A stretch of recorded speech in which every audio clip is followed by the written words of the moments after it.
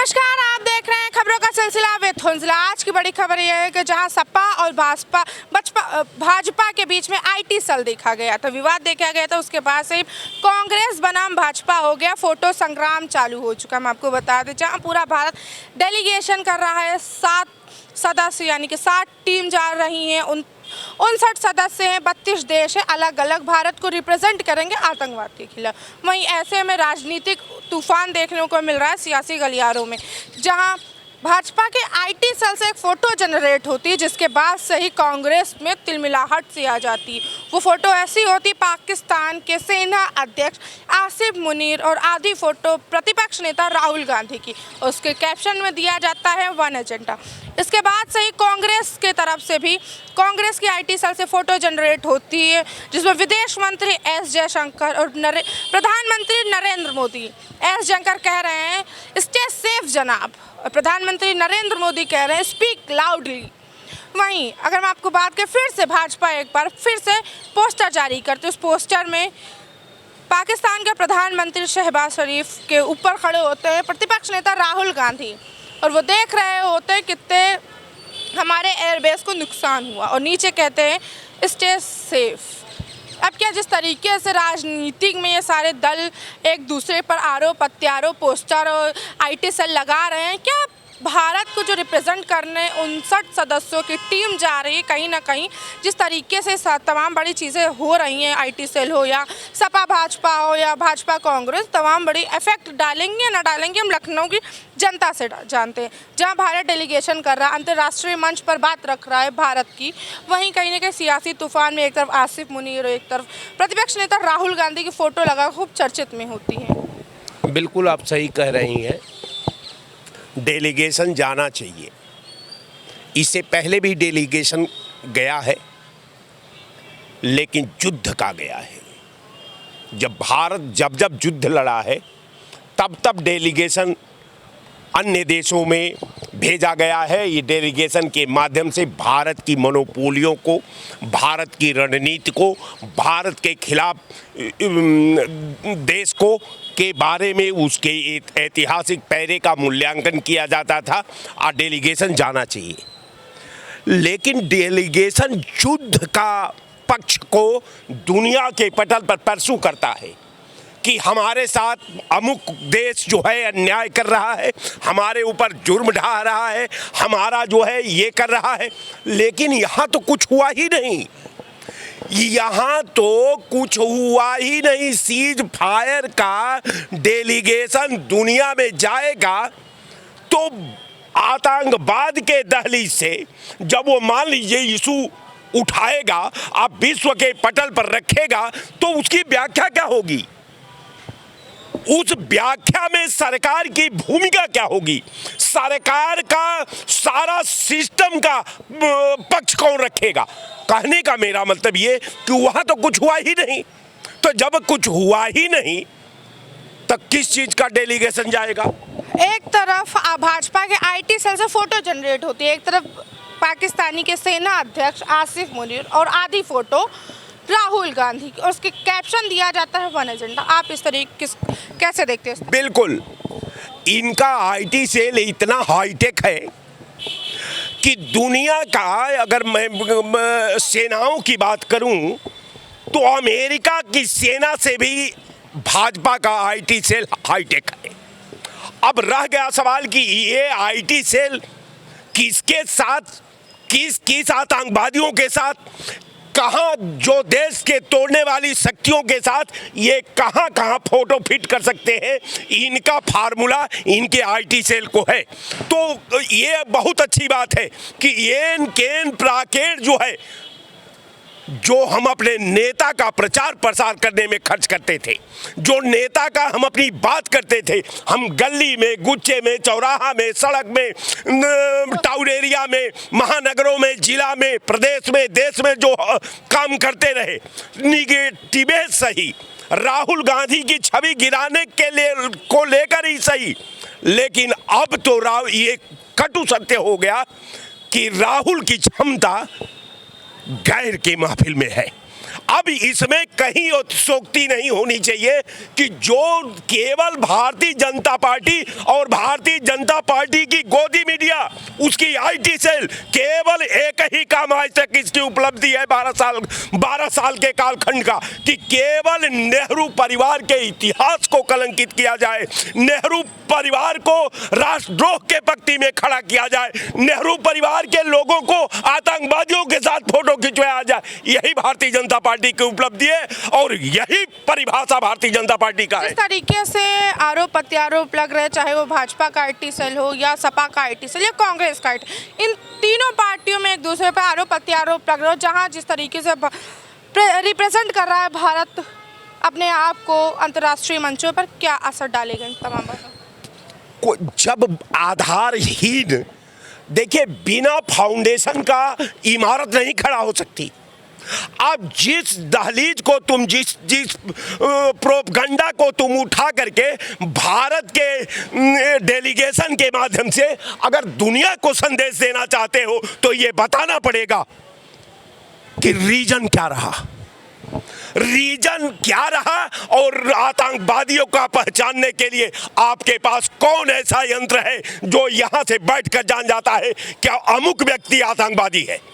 अगर कोई ऐसी मशीन आप सोच करके बना लिए हो कि वो आतंकवादियों को देखते ही घंटी बजने लगे, तब तो बात समझ में आती है। अब आतंकवादियों के खिलाफ यहाँ तमाम आतंकवाद की धारा में तमाम भारतीय आज भी जेल में सड़ रहे हैं, जिनके ऊपर धारा लगाई गई है।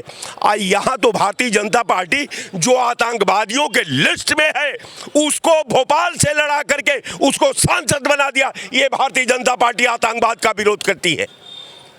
ये भारतीय जनता आतंकवाद का विरोध करती, पहले सपा भाजपा आईटी सेल, अब कांग्रेस और भाजपा आईटी सेल फोटो संग्राम। देख किस तरीके से आप देखते हैं तमाम? देखिए, ऐसा पहली बात, आईटी सेल इनको बनाना ही नहीं चाहिए। ये जो बैठाए हैं घाघ, ये जो IT cell, ET cell, BT cell करके पैसा कमा रहे हैं, लूट खा रहे हैं देश को, इनको हर ऑफिस बैठाने का नेतागिरी मतलब जनता से नेता पैदा होता है और नेता जनता के लिए होता है। तो आईटी सेल उसमें कहाँ से आ गए? ज़बरदस्ती ये जो मालविया वालविया ये सब बैठाए हैं, ये सब आईटी सेल में बैठ के सिर्फ दलाली कर रहे हैं और कुछ नहीं कर रहे हैं, पैसा कमा रहे हैं। इनकी आय से अधिक संपत्ति की जाँच होनी चाहिए और इनकी बातों को बकवास कर उनको खत्म करना चाहिए। जब एक पार्टी बनी हुई है तो पार्टी का काम है जनता का कल्याण की बात करना, जनता के हितों की बात करना, जनता के बारे में सोचना। तो ये बीच में आईटी सेल कहां से आ जाता है? आईटी सेल कहां से आ जाता है? हम आपको कांग्रेस भी पलटवार करती आईटी सेल के द्वारा। एक तरफ जयशंकर विदेश मंत्री, हमारा सवाल सुनिए, फिर प्रधानमंत्री जयशंकर कहते हैं कि स्टे सेफ जनाब, वो प्रधानमंत्री कह रहे हैं स्पीक लाउडली। ये कांग्रेस के आईटी सेल की तरफ से जनरेट हुआ है। ऐसा है ना कि नेता आजकल नेता नहीं रह गए हैं, नेता रह गए हैं। खाली बहेंगे तो अपने कमरे में बहेंगे, उससे ऊपर इनकी औकात नहीं है। तो ये आईटी सेल, ये सेल, वो सेल बना के जनता को गुमराह करते हैं। ना किसी पार्टी में अब नेतृत्व की क्षमता रह नहीं गई है।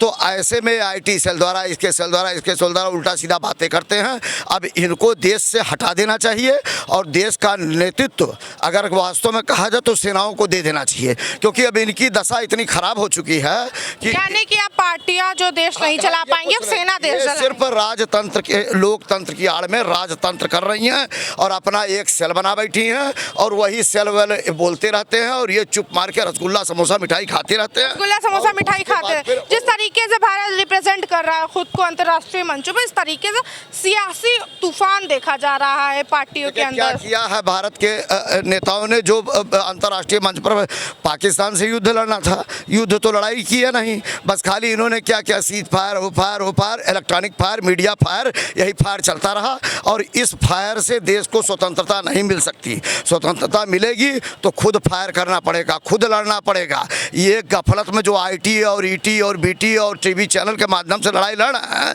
ये जनता को गुमराह कर रहे हैं और इनकी आय से अधिक संपत्ति की जाँच होने, इनकी ईडी जाँच होने, सीबीआई जाँच, सारी पार्टियों के नेता नेताओं की, और जांच होने के बाद इनको तिहाड़ जेल में बंद करना चाहिए। इसके सिवा का कोई चारा नहीं। पार्टियों के खिलाफ हो गए आप, सभी पार्टी समस्त पार्टियों के खिलाफ क्यों ना हो, देश के खिलाफ है, इनके खिलाफ हम नहीं होंगे। अगर क्या जैसे मौजूदा सरकार है, उसे विपक्ष सरकार है, तमाम बात करें पार्टियां हैं, जनता दल है, तमाम चीजें आप ऐसे कैसे सबके कर सकते हैं? अरे सब कर सकते हैं, सब लोकतंत्र की आड़ में राजतंत्र चला रहे हैं, अरबों खरबों स्विट्जरलैंड बैंक में जमा कर रहे हैं और कहते हैं हम नेता हैं। किस बात के तुम नेता हो?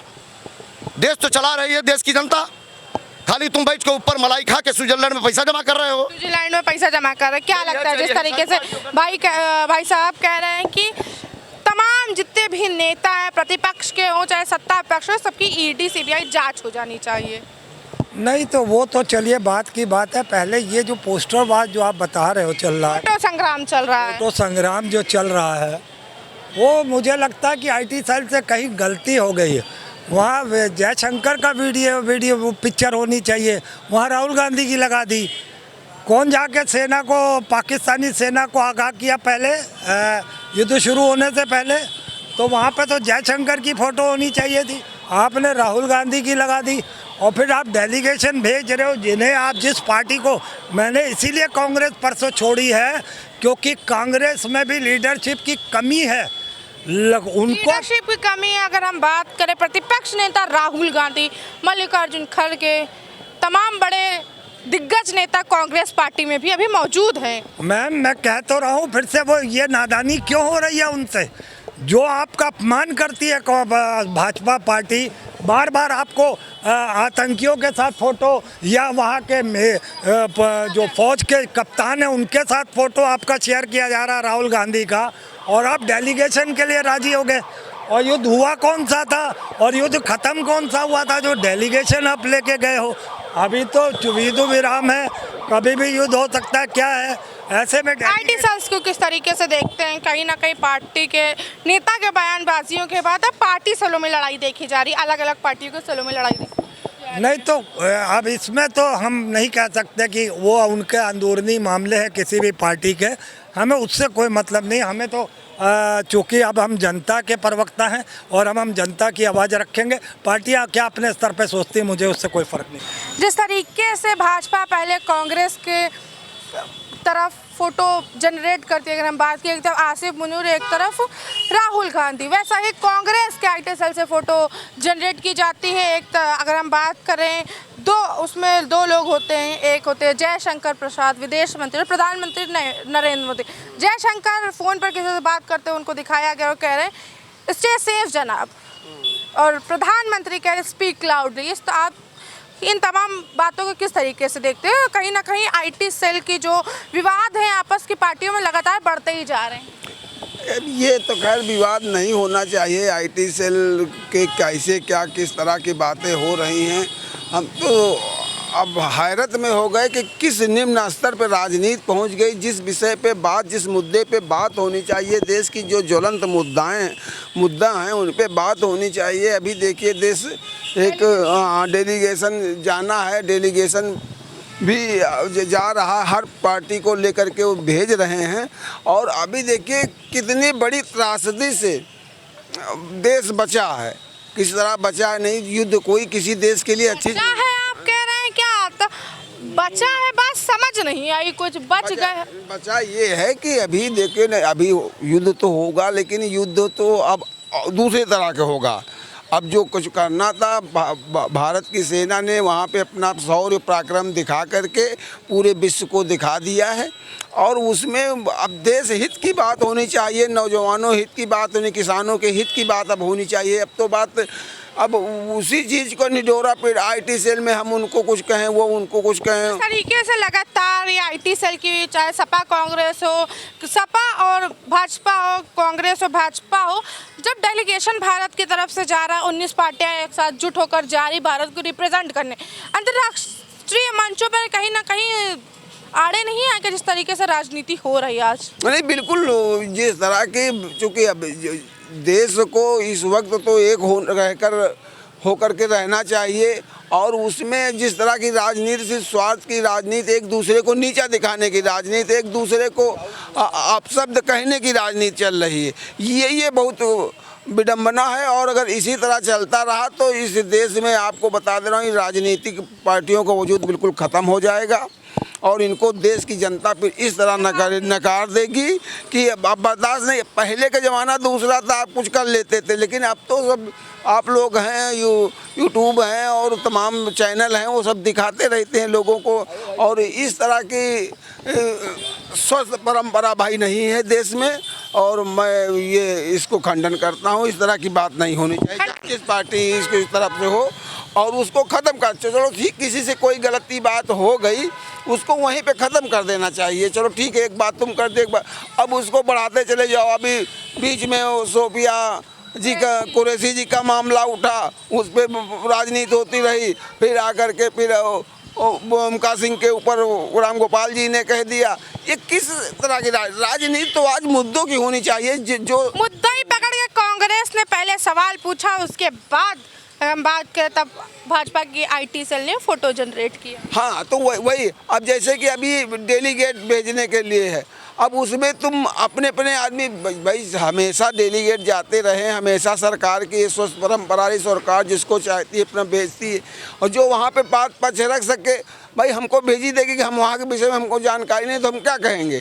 तो इसलिए उस पर नहीं, राजनीति देश हित में होनी चाहिए, देश के नौजवानों की होनी चाहिए, देश के सुरक्षा की होनी चाहिए, देश के बेरोजगारी की होनी चाहिए, देश के मुद्दों पर बात होनी चाहिए। बिल्कुल। अब तो देश यही सुनना चाहता है कि देश के आतंकवाद पे बात होनी चाहिए, और ये जो आपस की जो घोड़लतवल है भाई, ये नहीं होनी चाहिए। जिस तरीके से लगातार राजनीतिक पार्टियां एक दूसरे पर आरोप प्रत्यारोप लगा रही, चाहे वो भाजपा का आईटी सेल हो, चाहे वो कांग्रेस का आईटी सेल हो, चाहे वो सपा का आईटी सेल हो, इन तमाम चीज़ें, और कहीं ना कहीं भारत डेलीगेशन कर रहा है। 19 पार्टियां एकजुट होकर भारत को रिप्रेजेंट कर रही। क्या ऐसे में भारत की छवि अंतर्राष्ट्रीय देशों में क्या होगी?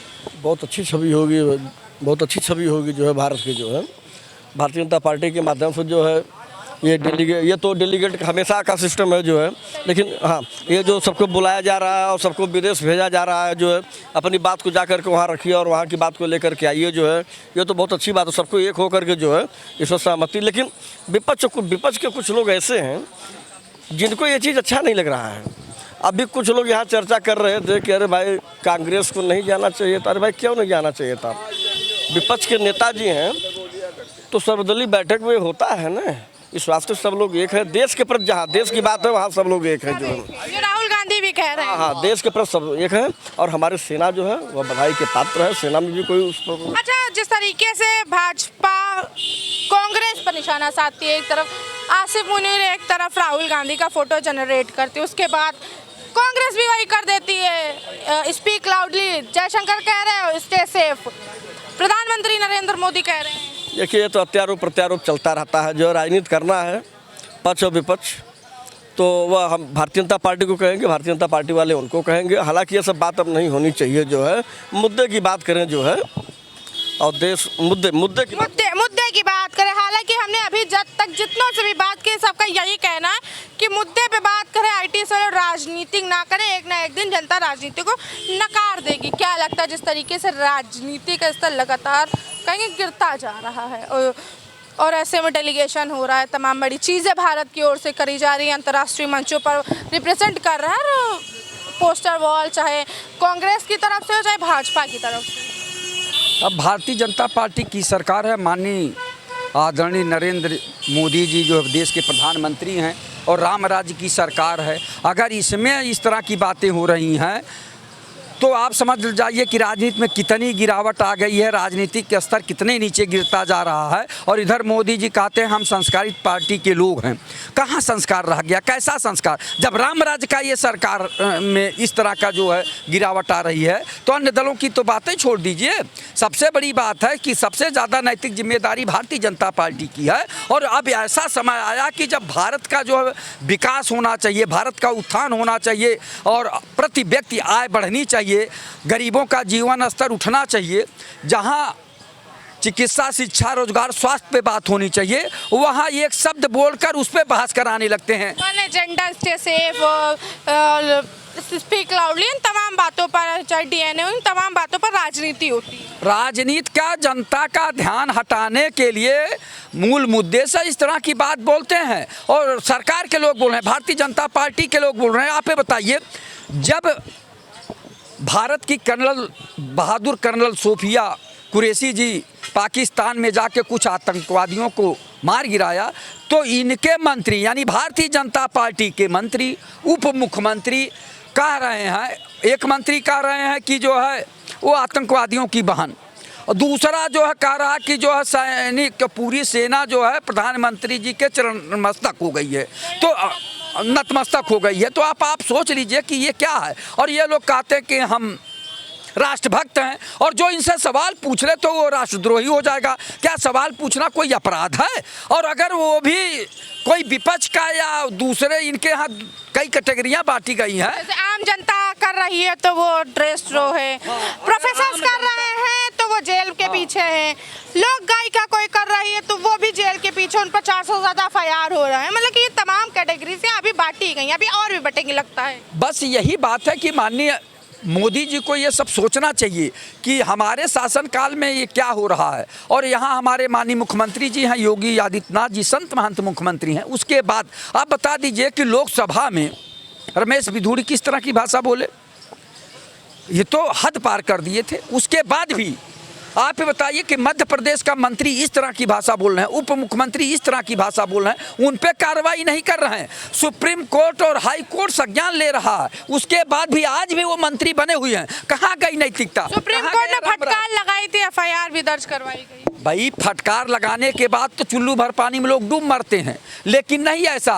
कौन सा ऐसा है कि इन लोगों के दिमाग में क्या चल रहा है कि कुछ तो नैतिकता आप स्थापित करिए कि अन्य लोग, अन्य पार्टियों को लोग, अन्य जो है जनता ये देखकर स्वयं में सुधार करने लगे कि जब जो है इस तरह राजनेता सुधरने का प्रयास करने लगे कि भाई देखिए राम राज्य है और राम राज्य में इस तरह का बात नहीं होना चाहिए। लेकिन हो रहा तो मैं ये जरूर कहना चाहूँगा, माना सरकार निकम्मी है पर देश हमारा अपना है, इसकी तस्वीर बदलने को लाखों आंखों में सपना है। ये चंद नेता भले जो है सेना का और सैनिकों का और कर्नल का जो है मनोबल गिराने का काम करे, लेकिन 140 करोड़ जनता सेना का, कर्नल का और जो है जो हवाई जो सेना अपनी है उनका सबका जो हम लोग मनोबल टूटने नहीं टॉपिक सेना नहीं था, हमारा टॉपिक था IT सेल। आप सेना पर चले गए।